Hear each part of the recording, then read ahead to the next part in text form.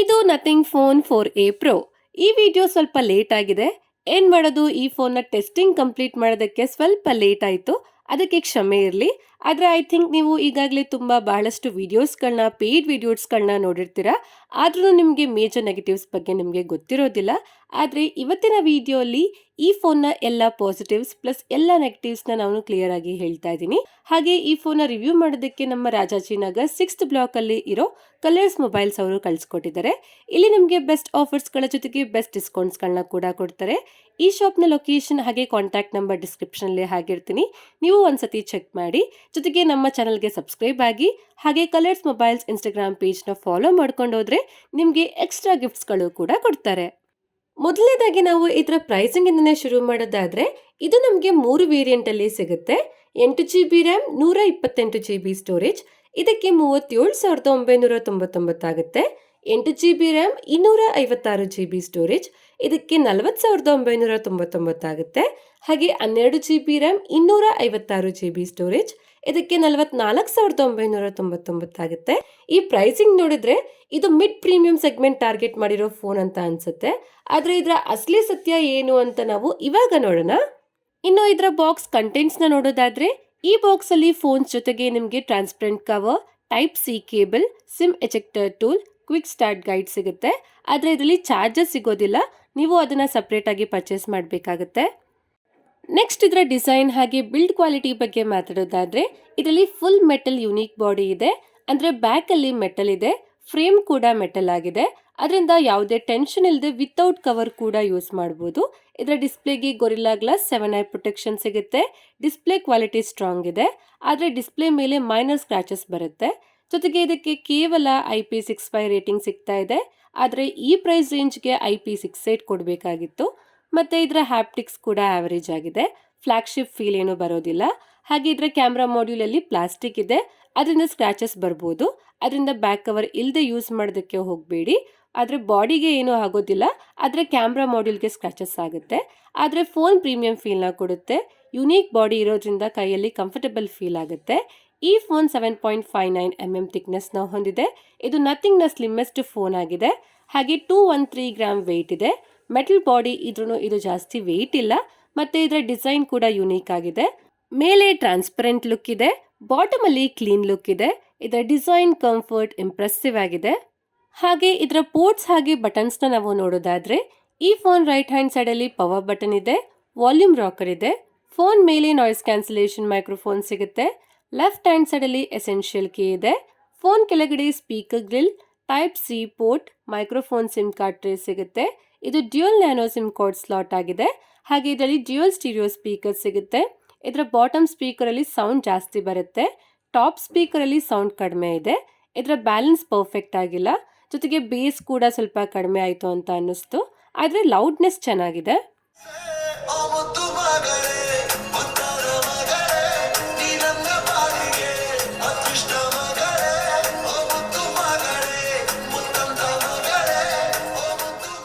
ಇನ್ನು ಇದರ ಡಿಸ್ಪ್ಲೇ ಕಡೆ ಬಂದ್ರೆ, ಇದರಲ್ಲಿ 6.83 ಇಂಚಸ್ LTPS ಫ್ಲೆಕ್ಸಿಬಲ್ ಅಮೆಲಾಯ್ಡ್ ಡಿಸ್ಪ್ಲೇ ಸಿಗುತ್ತೆ.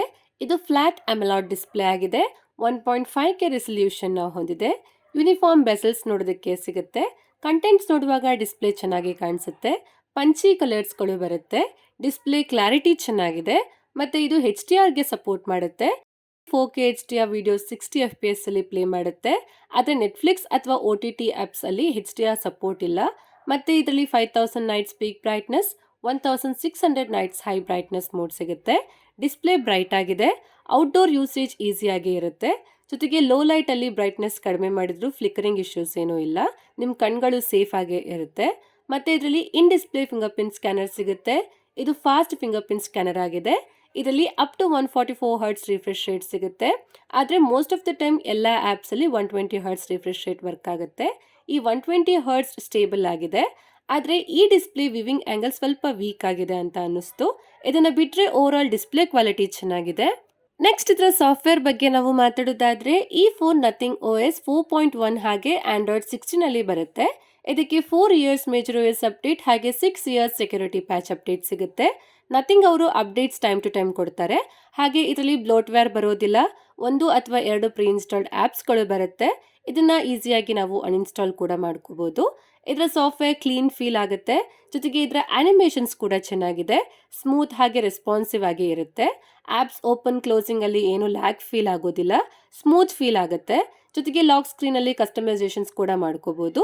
ತುಂಬಾ ಆಪ್ಷನ್ಸ್ಗಳು ಸಿಗುತ್ತೆ. ಲಾಕ್ ಸ್ಕ್ರೀನ್ ಅಲ್ಲಿ ವೆಡ್ಜಸ್ ಆಡ್ ಮಾಡ್ಕೋಬಹುದು, ಕ್ಲಾಕ್ ಸ್ಟೈಲ್ ಚೇಂಜ್ ಮಾಡ್ಕೋಬಹುದು, ಜೊತೆಗೆ ಎಲ್ಲ ಬೇಸಿಕ್ ಫೀಚರ್ಸ್ಗಳು ಇದರಲ್ಲಿ ಸಿಗುತ್ತೆ. ಅಂದ್ರೆ apps lock, dual apps, private space, private gallery, private camera ಅಂತಹ ಬೇರೆ ಬೇರೆ ಫೀಚರ್ಸ್ಗಳು ಇದರಲ್ಲಿ ಸಿಗುತ್ತೆ. ಮತ್ತೆ ಇದರಲ್ಲಿ ಗೂಗಲ್ ಡಯಲರ್ ಇದೆ, ಆದರೆ ನಥಿಂಗ್ ಅವರು ಸ್ಪೆಷಲ್ ವಿಜೆಟ್ಸ್ ಇದೆ. ಇದರಿಂದ ಮ್ಯಾನ್ಯುಯಲ್ ಸೈಲೆಂಟ್ ಆಗಿ ರೆಕಾರ್ಡಿಂಗ್ ಮಾಡಬಹುದು, ಆಟೋ ರೆಕಾರ್ಡಿಂಗ್ ಇಲ್ಲ. ಮತ್ತೆ ಇದರಲ್ಲಿ ಜಾಸ್ತಿ AI ಫೀಚರ್ಸ್ಗಳು ಸಿಗೋದಿಲ್ಲ, ಲಿಮಿಟೆಡ್ ಆಗಿ ಸಿಗುತ್ತೆ. ಮತ್ತೆ ಇದರ AI ಎರೇಸರ್ ಅಷ್ಟೊಂದೇನು ಪರ್ಫೆಕ್ಟ್ ಆಗಿಲ್ಲ, ಆದರೆ ಇದರ ಎಸೆನ್ಷಿಯಲ್ ಕೀ ಪ್ರೆಸ್ ಮಾಡಿದಾಗ ಸ್ಕ್ರೀನ್ ಮೇಲೆ ಇರುವ ಕಂಟೆಂಟ್ಸ್ ಕ್ವಿಕ್ ಆಗಿ ಸೇವ್ ಆಗುತ್ತೆ. ಇದರಲ್ಲಿ ಗ್ಲಿಪ್ ಮ್ಯಾಟ್ರಿಕ್ಸ್ ಸಿಗುತ್ತೆ. ಬ್ಯಾಕ್ ಸೈಡ್ ಅಲ್ಲಿ ಒಂದು ಸಣ್ಣ ಡಿಸ್ಪ್ಲೇ ಇದೆ. ಕಾಲ್ ಬಂದಾಗ, ನೋಟಿಫಿಕೇಶನ್ ಬಂದಾಗ ಅದು ಗ್ಲೋ ಆಗುತ್ತೆ. ಇದು ನಿಮಗೆ ಯೂನಿಕ್ ಎಕ್ಸ್ಪೀರಿಯನ್ಸ್ ನ ಕೊಡುತ್ತೆ. ಮತ್ತೆ ಇದರಲ್ಲಿ ಕಸ್ಟಮೈಸೇಷನ್ಸ್ ಕೂಡ ಮಾಡ್ಕೋಬಹುದು. ಓವರ್ ಆಲ್ ಸಾಫ್ಟ್ವೇರ್ ಅಲ್ಲಿ ಯುನೀಕ್ನೆಸ್ ಇದೆ, ಸಿಂಪಲ್ ಆಗಿದೆ, ಕ್ಲೀನ್ ಸಾಫ್ಟ್ವೇರ್ ಸಿಗುತ್ತೆ, ಅಪ್ಡೇಟ್ಸ್ ಕೂಡ ಕರೆಕ್ಟ್ ಆಗಿ ಸಿಗುತ್ತೆ. ನೆಕ್ಸ್ಟ್ ಇದರ ಪರ್ಫಾರ್ಮೆನ್ಸ್ ಕಡೆ ಬಂದ್ರೆ ಇದರಲ್ಲಿ ಸ್ನ್ಯಾಪ್ಡ್ರ್ಯಾಗನ್ 7 Gen 4 ಪ್ರೊಸೆಸರ್ ಸಿಗುತ್ತೆ. ಇದರಲ್ಲಿ LPDDR5X RAM ಹಾಗೆ UFS 3.1 ಸ್ಟೋರೇಜ್ ಸಿಗುತ್ತೆ. 1,22,000 ಪ್ಲಸ್ UFS ಸ್ಕೋರ್ ಬರುತ್ತೆ. ಇದರ ರ್ಯಾಮ್ ಟೈಪ್ ಓಕೆ ಚೆನ್ನಾಗಿದೆ, ಆದರೆ ಸ್ಟೋರೇಜ್ ಟೈಪ್ ಕಡಿಮೆ ಆಯಿತು. ಜೊತೆಗೆ ಇದರಲ್ಲಿ 14,15,000 ಪ್ಲಸ್ ಅಂಟುಟೂ ಸ್ಕೋರ್ ಬರುತ್ತೆ. ಇದರ ಅಂಟುಟೂ ಸ್ಕೋರ್ ಕೂಡ ಕಡಿಮೆ ಆಯಿತು. ಇದರ ಗೀಕ್ ಬೆಂಚ್ ಮಾರ್ಕ್ ಚೆಕ್ ಮಾಡಿದ್ವಿ, 1,298 ಸಿಂಗಲ್ ಕೋರ್ ಸ್ಕೋರ್ ಹಾಗೆ 4,114 ಮಲ್ಟಿ ಕೋರ್ ಸ್ಕೋರ್ ಬರುತ್ತೆ. ಜೊತೆಗೆ 4,020 GPU ಸ್ಕೋರ್ ಬರುತ್ತೆ. ಇದಲ್ಲದೆ ಇದರಲ್ಲಿ wild life extreme stress test ಕೂಡ ಮಾಡಿದ್ವಿ, 95.4% ಸ್ಟೆಬಿಲಿಟಿ ಬಂತು. ಇದು ನಾರ್ಮಲ್ ಟಾಸ್ಕ್ ಅಲ್ಲಿ ಸ್ಮೂತ್ ಆಗಿ ವರ್ಕ್ ಮಾಡುತ್ತೆ. ಆಪ್ಸ್ ಓಪನಿಂಗ್ ಫಾಸ್ಟ್ ಆಗಿದೆ. ಇದರ ರ್ಯಾಮ್ ಮ್ಯಾನೇಜ್ಮೆಂಟ್ ಚೆನ್ನಾಗಿದೆ, ಆನಿಮೇಷನ್ಸ್ಗಳು ಚೆನ್ನಾಗಿದೆ, ಡೇ ಟು ಡೇ ಟಾಸ್ಕ್ ಅಲ್ಲಿ ಯಾವುದೇ ಇಶ್ಯೂಸ್ ಬರೋದಿಲ್ಲ. ಹಾಗೆ ನಾವು ಇವಾಗ ಗೇಮಿಂಗ್ ಕಡೆ ಬಂದ್ರೆ ಇದರ BGMI ಅಲ್ಲಿ ಸ್ಮೂತ್ ಆಪ್ಷನ್ ಅಲ್ಲಿ ಅಲ್ಟ್ರಾ ಎಕ್ಸ್ಟ್ರೀಮ್ ಸೆಟ್ಟಿಂಗ್ ಅಲ್ಲಿ ಆಡಬಹುದು. ಅಂದ್ರೆ ಇದರಲ್ಲಿ 120 FPS ಸಪೋರ್ಟ್ ಇದೆ, ಆದ್ರೆ ಇದರ ಪರ್ಫಾರ್ಮೆನ್ಸ್ ಅನ್ಸ್ಟೇಬಲ್ ಆಗಿದೆ. ಆದ್ರೆ ಇದರಲ್ಲಿ ಗೇಮಿಂಗ್ ಟೆಸ್ಟ್ ಮಾಡಿದಾಗ ಇದು ಆವರೇಜ್ 71 FPS ಗೇಮಿಂಗ್ ಕೊಡ್ತಾ ಇತ್ತು. ಇದರ ಆಪ್ಟಿಮೈಸೇಷನ್ ಅಷ್ಟೊಂದು ಚೆನ್ನಾಗಿಲ್ಲ. ಮತ್ತೆ COD ಅಲ್ಲಿ ಸ್ವಲ್ಪ ಬೆಟರ್ ಆಗಿದೆ. ಇದರಲ್ಲಿ 90 FPS ಸ್ಟೇಬಲ್ ಗೇಮಿಂಗ್ ಬರುತ್ತೆ. ಇದು ಹೆವಿ ಗೇಮಿಂಗ್ಗೆ ಅಷ್ಟೊಂದೇನು ಚೆನ್ನಾಗಿಲ್ಲ. ಹೆವಿ ಗೇಮಿಂಗ್ಗೋಸ್ಕರ ನೀವು ಬೇರೆ ಗೇಮಿಂಗ್ ಫೋನ್ ತಗೊಳ್ಳಿ. ಇದರಲ್ಲಿ 90% CPU ಥ್ರೋಟಲ್ ಬರುತ್ತೆ. ಇದರ ಗ್ರಾಫ್ ನೋಡಿ ಗ್ರೀನ್ ಅಲ್ಲೇ ಇದೆ. ಮತ್ತೆ ಇದು 31 ಡಿಗ್ರಿ ಸೆಲ್ಸಿಯಸ್ ಇಂದ 44 ಡಿಗ್ರೀಸ್ ವರೆಗೂ ಇದು ಹೀಟ್ ಆಯಿತು. ಇದು ನಾರ್ಮಲ್ ಅಂತ ಅನ್ನಿಸ್ತು. ಮತ್ತೆ ಇದು ಜಾಸ್ತಿ ಏನು ಹೀಟ್ ಆಗೋದಿಲ್ಲ. ಹೀಟಿಂಗ್ ಕಂಟ್ರೋಲ್ ಚೆನ್ನಾಗಿದೆ, ಆದರೆ ಇದರಲ್ಲಿ ಮೆಟಲ್ ಬಾಡಿ ಇರೋದ್ರಿಂದ ಸ್ವಲ್ಪ ವಾರ್ಮ್ ಫೀಲ್ ಆಗುತ್ತೆ. ಆದರೆ ಥ್ರಾಟ್ಲಿಂಗ್ ಇಶ್ಯೂಸ್ ಏನೂ ಇಲ್ಲ.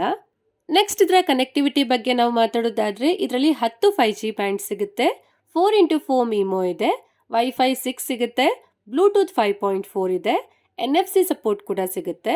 ಆದರೆ ಇ ಸಿಮ್ ಸಪೋರ್ಟ್ ಇಲ್ಲ. ಮತ್ತೆ ಇದರ USB ಪೋರ್ಟ್ USB 2.0 ಆಗಿದೆ. ಹಾಗೆ ಇದರ ಬ್ಯಾಟ್ರಿ ಲೈಫ್ ಬಗ್ಗೆ ನಾವು ಮಾತಾಡೋದಾದ್ರೆ ಇದರಲ್ಲಿ 5400 mAh ಬ್ಯಾಟ್ರಿ ಸಿಗುತ್ತೆ, 50 ವ್ಯಾಟ್ ಚಾರ್ಜಿಂಗ್ಗೆ ಸಪೋರ್ಟ್ ಮಾಡುತ್ತೆ. ಜೊತೆಗೆ ರಿವರ್ಸ್ ಚಾರ್ಜಿಂಗ್ ಸಪೋರ್ಟ್ ಕೂಡ ಇದೆ. ಮತ್ತೆ ಇದು ಫುಲ್ ಚಾರ್ಜ್ ಆಗೋದಕ್ಕೆ 1 ಅವರ್ 15 ಮಿನಿಟ್ಸ್ ಬೇಕಾಗುತ್ತೆ. ಇದರ ಬ್ಯಾಟ್ರಿ ಕೆಪಾಸಿಟಿ ಇನ್ನೂ ಬೆಟರ್ ಆಗಬೇಕಾಗಿತ್ತು.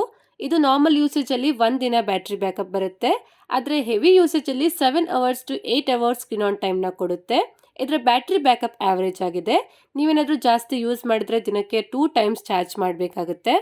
ಇನ್ನು ಇದರ ಕ್ಯಾಮ್ರಾ ಕ್ವಾಲಿಟಿ ಬಗ್ಗೆ ಮಾತಾಡೋದಾದ್ರೆ ಇದರಲ್ಲಿ 50 ಮೆಗಾ ಪಿಕ್ಸೆಲ್ ಮೇನ್ ಕ್ಯಾಮ್ರಾ ಸಿಗುತ್ತೆ, 50 ಮೆಗಾ ಪಿಕ್ಸೆಲ್ ಪೆರಿಸ್ಕೋಪ್ ಕ್ಯಾಮ್ರಾ ಇದೆ, 8 ಮೆಗಾ ಪಿಕ್ಸೆಲ್ ಅಲ್ಟ್ರಾ ವೈಡ್ ಸಿಗುತ್ತೆ. ಅಲ್ಟ್ರಾ ವೈಡ್ ಕ್ಯಾಮ್ರಾ ಆವರೇಜ್ ಆಗಿದೆ. HDR ಪ್ರೊಸೆಸಿಂಗ್ ಅಷ್ಟೊಂದೇನು ಚೆನ್ನಾಗಿಲ್ಲ. ಲೈಟ್ ಕಂಟ್ರೋಲ್ ಕೂಡ ಆವರೇಜ್ ಆಗಿದೆ. ಡೀಟೇಲ್ಸ್ ಕೂಡ ಕಡಿಮೆ ಬರುತ್ತೆ. ಲೋ ಲೈಟ್ ಅಲ್ಲಿನೂ ಡೀಸೆಂಟ್ ಆಗಿ ಬರುತ್ತೆ. ಆದರೆ ಇದರ ಮೇನ್ ಕ್ಯಾಮ್ರಾ ಹಾಗೆ ಪೆರಿಸ್ಕೋಪ್ ಕ್ಯಾಮ್ರಾ ಚೆನ್ನಾಗಿ ವರ್ಕ್ ಮಾಡ್ತಾ ಇದೆ. ಈ ಮೂರು camera photos side by side ನೋಡಿ ಡಿಫ್ರೆನ್ಸ್ ನಿಮಗೆ ಗೊತ್ತಾಗುತ್ತೆ. 1x 3.5x 7x ಝೂಮ್ ಮಾಡಿದ್ರೂ ಡೀಟೇಲ್ಸ್ ಚೆನ್ನಾಗಿ ಮೇಂಟೈನ್ ಆಗುತ್ತೆ. ಫೋಟೋಸ್ ಇಂಪ್ರೆಸಿವ್ ಫೀಲ್ ಆಗುತ್ತೆ. ಅಕ್ಯುರೇಟ್ ಕಲರ್ಸ್ಗಳು ಬರುತ್ತೆ. HDR ಪ್ರೊಸೆಸಿಂಗ್ ಚೆನ್ನಾಗಿದೆ. ನಾನ್ ಹ್ಯೂಮನ್ ಸಬ್ಜೆಕ್ಟ್ಸ್ ಇದ್ರೂ ಡೀಟೇಲ್ಸ್ ಚೆನ್ನಾಗಿದೆ. ಸ್ಕೈ ಕಲರ್ಸ್ ಕೂಡ ಅಕ್ಯುರೇಟ್ ಆಗಿ ಇರುತ್ತೆ. ಮತ್ತು ಇದರಲ್ಲಿ 140x ಝೂಮ್ ಕೂಡ ಮಾಡ್ಬೋದು. ಆದರೆ ಫೋಟೋಸ್ ಕ್ಲಿಕ್ ಮಾಡಿದಾಗ ಕ್ವಾಲಿಟಿ ಚೆನ್ನಾಗಿಲ್ಲ ಅಂತ ಅನ್ಸುತ್ತೆ. ಆದರೆ ಇದು ಎನ್ಹಾನ್ಸ್ ಮಾಡಿದ್ಮೇಲೆ ಇದರಲ್ಲಿ ದೂರದಿರೋ ಟೆಕ್ಸ್ಟ್ ಕೂಡ ಚೆನ್ನಾಗಿ ಕಾಣಿಸುತ್ತೆ. ನಾವು 1x 3.5x 7x ಹಾಗೆ 140x ಝೂಮ್ ಕೂಡ ಮಾಡಿದ್ವಿ. ಫೋಟೋಸ್ ಸ್ವಲ್ಪ ತೆಗೆದಿದ್ದೀವಿ. ಎಲ್ಲ ಫೋಟೋಸ್ ಕೂಡ ಚೆನ್ನಾಗಿ ಬಂದಿದ್ದಾವೆ. ಆದರೆ ಪೋರ್ಟ್ರೇಟ್ ಫೋಟೋಸ್ನ ಮೇನ್ ಕ್ಯಾಮ್ರಾಯಿಂದ ತೆಗೆದಾಗ ಪೋರ್ಟ್ರೇಟ್ ಫೋಟೋಸ್ ಅಷ್ಟೊಂದೇನು ಚೆನ್ನಾಗಿ ಬಂದಿಲ್ಲ. ಆದರೆ ಟೆಲಿಫೋಟೋ ಅಲ್ಲಿ ಪೋರ್ಟ್ರೇಟ್ ಚೆನ್ನಾಗಿ ಬರುತ್ತೆ. ಸ್ಕಿನ್ ಟೆಕ್ಸ್ಚರ್ನ ಚೆನ್ನಾಗಿ ಮೇಂಟೈನ್ ಮಾಡುತ್ತೆ. ಎಡ್ಜ್ ಡಿಟೆಕ್ಷನ್ ಕೂಡ ಚೆನ್ನಾಗಿದೆ. ಲೈಟ್ ಕಂಟ್ರೋಲ್ ಚೆನ್ನಾಗಿ ಬರುತ್ತೆ, ಡೀಟೇಲ್ಸ್ ಕೂಡ ಚೆನ್ನಾಗಿದೆ. ಆದರೆ ಟೆಲಿಫೋಟೋ ಕ್ಯಾಮ್ರಾನ ಪರ್ಫಾರ್ಮೆನ್ಸ್ ಚೆನ್ನಾಗಿದೆ. ಜೊತೆಗೆ ಇದರ ವಿಡಿಯೋ ರೆಕಾರ್ಡಿಂಗ್ ಕಡೆ ಬಂದರೆ ಇದರ ಮೇನ್ ಹಾಗೆ ಪೆರಿಸ್ಕೋಪ್ ಕ್ಯಾಮ್ರಾ 4K ವಿಡಿಯೋಸ್ನ ರೆಕಾರ್ಡಿಂಗ್ ಮಾಡ್ಬೋದು. ವಿಡಿಯೋಸ್ ಮಾಡುವಾಗ ಸ್ವಿಚ್ ಕೂಡ ನಾವು ಮಾಡ್ಕೋಬೋದು. ಸ್ಟೇಬಲ್ ಫುಟೇಜ್ಗಳು ಬರುತ್ತೆ, ವಾಕಿಂಗ್ ವಿಡಿಯೋಸ್ ಕೂಡ ಸ್ಟೇಬಲ್ ಆಗಿ ಬರುತ್ತೆ. ಹಾಗೆ ಇದರ ಫ್ರಂಟಲ್ಲಿ 32 ಮೆಗಾ ಪಿಕ್ಸೆಲ್ ಸೆಲ್ಫಿ ಕ್ಯಾಮ್ರಾ ಸಿಗುತ್ತೆ. ಇದರ ಕ್ವಾಲಿಟಿ ಕೂಡ ಚೆನ್ನಾಗಿದೆ. ಡೇ ಟೈಮಲ್ಲಿ ನ್ಯಾಚುರಲ್ ಕಲರ್ಸ್ಗಳು ಬರುತ್ತೆ, ಡೈನಮಿಕ್ ರೇಂಜಲ್ಲಿ ಚೆನ್ನಾಗಿದೆ, ಲೈಟ್ ಕಂಟ್ರೋಲ್ ಚೆನ್ನಾಗಿದೆ. ಪೋರ್ಟ್ರೇಟ್ ಸೆಲ್ಫೀಸಲ್ಲಿನೂ ಇದು ಎಚ್ ಡಿಟೆಕ್ಷನ್ ಚೆನ್ನಾಗಿದೆ, ಸ್ಕಿನ್ ಟೋನ್ನ ಚೆನ್ನಾಗಿ ಕ್ಯಾಪ್ಚರ್ ಮಾಡುತ್ತೆ. ಬ್ರೈಟ್ ಸೆಲ್ಫೀಸ್ಗಳನ್ನ ತೆಗಿಬೋದು, ಯಾವುದೇ ಇಶ್ಯೂಸ್ ಇಲ್ಲ. ಮತ್ತು ಇದರ ಫ್ರಂಟ್ ಕ್ಯಾಮ್ರಾಯಿಂದ 1080p ವಿಡಿಯೋಸ್ನ 60 FPS ಅಲ್ಲಿ ತೆಗಿಬೋದು ಅಷ್ಟೇ. ಮತ್ತು ಇದರಲ್ಲಿ 4K ವಿಡಿಯೋಸ್ ಸಪೋರ್ಟ್ ಇಲ್ಲ. ಈ ಪ್ರೈಸಲ್ಲಿ ಇದು ಜಸ್ಟಿಫೈಡ್ ಆಗೋದಿಲ್ಲ. ಆದರೆ ಸ್ವಲ್ಪ ಸ್ಟೇಬಲ್ ವಿಡಿಯೋಸ್ಗಳು ಬರುತ್ತೆ, ವಿಡಿಯೋಸ್ ನೋಡೋದಕ್ಕೂ ಕೂಡ ಚೆನ್ನಾಗಿದೆ. ಮತ್ತು ಇದು ಕ್ಯಾಮ್ರಾ ಫೋನ್ ಆಗಿದ್ರೂ ಇದರ ಫ್ರಂಟ್ ಕ್ಯಾಮ್ರಲ್ಲಿ 4K ಸಪೋರ್ಟ್ ಇಲ್ಲ, ಅದು ಒಂದು ಡಿಸಪಾಯಿಂಟಿಂಗ್ ಆಗಿದೆ. ಕೊನೆಯದಾಗಿ ನಾವು ಇದರ ಕನ್ಕ್ಲೂಷನ್ ಕಡೆ ಬಂದರೆ ಇದರಲ್ಲಿ IP69 ರೇಟಿಂಗ್ ಸಿಗೋದಿಲ್ಲ, ಬ್ಯಾಟ್ರಿ ಸ್ವಲ್ಪ ಕಡಿಮೆ ಆಯಿತು, ಆವ್ರೇಜ್ ಪ್ರೊಸೆಸರ್ ಇದೆ, ಅಲ್ಟ್ರಾ ವೈಡ್ ಕ್ಯಾಮ್ರಾ ಯೂಸ್ಲೆಸ್ ಅಂತಲೇ ಹೇಳ್ಬೋದು. ಆದರೆ ಓವರಾಲ್ ಎಕ್ಸ್ಪೀರಿಯನ್ಸ್ ಬಗ್ಗೆ ಹೇಳೋದಾದರೆ ಯುನೀಕ್ ಡಿಸೈನ್, ಕ್ಲೀನ್ ಸಾಫ್ಟ್ವೇರ್ ಸಿಗುತ್ತೆ, ಅಪ್ಡೇಟ್ಸ್ಗಳು ನಮಗೆ ಟೈಮ್ ಟು ಟೈಮ್ ಸಿಗುತ್ತೆ. ಅಲ್ಟ್ರಾ ವೈಡ್ನ ಬಿಟ್ಟರೆ ಇದರ ಕ್ಯಾಮ್ರಾ ಕ್ವಾಲಿಟಿ ಚೆನ್ನಾಗಿದೆ. ಈ ಫೋನ್ನ ಎಲ್ಲ ಪಾಸಿಟಿವ್ ಹಾಗೆ ನೆಗೆಟಿವ್ಸ್ನ ನಾನು ಕ್ಲಿಯರ್ ಆಗಿ ಹೇಳಿದ್ದೀನಿ. ಇದರ ನೆಗೆಟಿವ್ಸ್ ನಿಮಗೆ ಇಷ್ಟ ಆಗಿಲ್ಲ ಅಂತಂದರೆ ನೀವು ಇದನ್ನು ಸ್ಕಿಪ್ ಮಾಡಿ. ಆದರೆ ಇದರ ಪಾಸಿಟಿವ್ಸ್ ನಿಮಗೆ ಇಷ್ಟ ಆಯಿತು ಅಂತಂದರೆ ನೀವು ಇದನ್ನು ಬೈ ಮಾಡ್ಬೋದು. ಓಕೆ ಫ್ರೆಂಡ್ಸ್, ಇಷ್ಟೇ ಇವತ್ತಿನ ವಿಡಿಯೋಲಿ ನಥಿಂಗ್ ಫೋನ್ 4a ಪ್ರೋನ ರಿವ್ಯೂ ಮಾಡಿದ್ದೀನಿ. ಈ ಫೋನ್ ಬಗ್ಗೆ ನಿಮಗೆ ಏನನ್ಸುತ್ತೆ ಅಂತ ಕಮೆಂಟ್ ಮಾಡಿ ಹೇಳಿ. ಈ ವಿಡಿಯೋ ಇಷ್ಟ ಆದರೆ ಲೈಕ್ ಮಾಡಿ, ನಮ್ಮ ಚಾನಲ್ಗೆ ಸಬ್ಸ್ಕ್ರೈಬ್ ಆಗಿ, ಶೇರ್ ಮಾಡಿ. ಮುಂದಿನ ವಿಡಿಯೋಲಿ ಮತ್ತೆ ಸಿಗೋಣ. ಅಲ್ಲಿವರೆಗೂ ಟೇಕ್ ಕೇರ್, ಬಾಯ್.